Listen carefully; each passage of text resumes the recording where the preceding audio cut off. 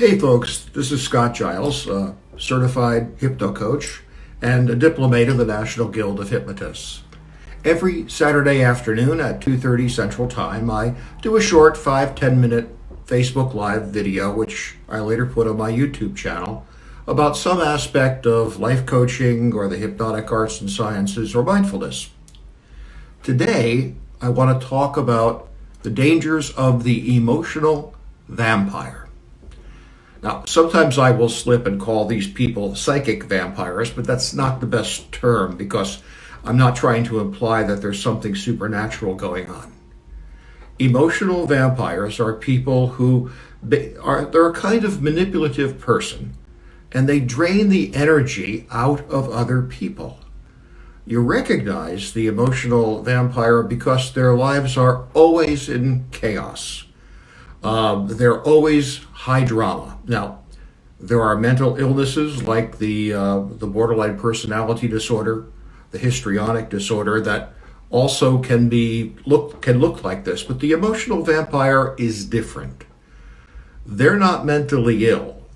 They're choosing to behave in a certain way, playing uproar all the time in order to get high. And that's what I mean. It isn't that their brain chemistry is wrong, it's that they've lived a lifestyle where they have become addicted to their body's own adrenaline. Adrenaline is a stimulant, and like any stimulant, if you get enough of it, you can get high, and you can even become dependent on it. Some people who have, extreme adrenaline needs will do things like engage in extreme sports, like parkour or rock climbing, things that will produce adrenaline, and that's fine. They're not emotional vampires. The emotional vampire is someone who produces the adrenaline by using other people to get high. They're always trying to create drama. And because the drama is productive of the adrenaline, and they crave the adrenaline just like a drug addict craves the needle or craves the pipe. So they are manipulative. They are using you or other people to create the circumstances they want to have a certain kind of biochemical reality in their body. Now, often they'll do this in a way that is adaptive. They'll try to create a dramatic situation that's positive. This is fine. Although it can be tiring to be around, especially if you're an introvert like I am. But if they can't get a positive drama, they'll get a negative one, they'll pick a fight, or they'll become helpless and reach out to other people trying to shame them into giving them sympathy, and it's another way of getting the adrenaline that they need. And a person who's doing this will constantly have a lifestyle of one dramatic incident after the other.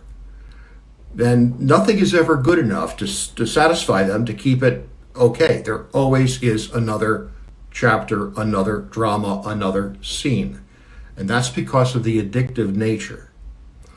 And adrenaline can be addictive, and like all addictions, they need larger and larger doses of it, so the dramas tend to escalate over time, or the helplessness escalates over time. Now, an emotional vampire may be very successful in their exterior life, but they're always toxic because they're not seeking a relationship. They're using people for their own self-directed purposes to have that adrenaline high. And they're not interested in finding a way to get that high that doesn't involve abusing people. If you're in a relationship with an emotional vampire, if you realize that there's always drama and the drama's getting worse and nothing ever solves the drama, it's not a practical problem that one can solve, there are 3 things, in my experience, that you can do to deal with living with an emotional vampire. First, set boundaries. Now, Boundary setting is a major theme in my particular work. I am I'm a specialist in medical hypnosis, and I have a strong interest in working with oncology. And one of the things that's been noticed from the 70s by Dr. Lawrence Lashan and his colleagues, that people who live with cancer tend to have boundary issues. There is one creature in creation, and only one, that can survive without a boundary between itself and the environment. Even a virus needs a protein shell. But the cancer cell, of all creatures in the world, thrives without a boundary. It is, by its very nature, transgressional and invasive. And it's interesting that cancer patients often find themselves dealing with the boundary issues too. So one part of the work we do hypnotically and in coaching is to teach people who are living with cancer, looking for their cancer healthy lifestyle or the new normal, is to learn to set boundaries, to know where you leave off and other people begin, to know when to say, not my circus, not my monkeys, and I'm not going to help you. I'm not going to overcare. I'm not going to overfunction. I will do so much, but then there is a limit. That's a boundary. And that's what you need to do when you're in a relationship with an emotional vampire. I had a student once who very obviously was this kind of person. And I didn't want to be mean, but what I would say when he would come up and try to claim my time is, I've only got 5 minutes for you. I'll give you my attention for 5 minutes, but that's all I can do, and then I got to go. And that set a boundary. It set parameters around the interactions. The second thing when you're dealing with an emotional vampire is don't argue. If you need to say no, if you need to set a limit, don't try to convince them that you're right, because they're not going to agree. You're depriving them of their favorite drug. No drug addict is going to do that. So if you try to explain yourself, if you try to argue so that they understand your motivations or your reasons, you're just giving them arguments that they fuel that they can use in arguments against you. And they're going to keep on using that information to try to hook you somehow. And finally, restrict contact. This can be hard to do if the emotional vampire is a member of your family, but it is always possible to set limits and boundaries and to not interact. People will say, when I give this piece of advice, they'll say, well, that's not very kind.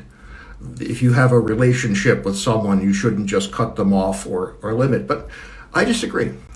I think some people are so toxic that it is a healthy behavior, not an unhealthy behavior, to set a limit and a boundary, to say that I'm not going to engage with you, I'm not going to spend time with you. It's healthy, not unhealthy, to decline to spend time with people who are bad for you, with people who are trying to use you for their own purposes. So that's the emotional vampire. They're not mentally ill. It's not borderline personality disorder, the histrionic disorder, or so on. It's nothing we can treat with psychotherapy or a pill.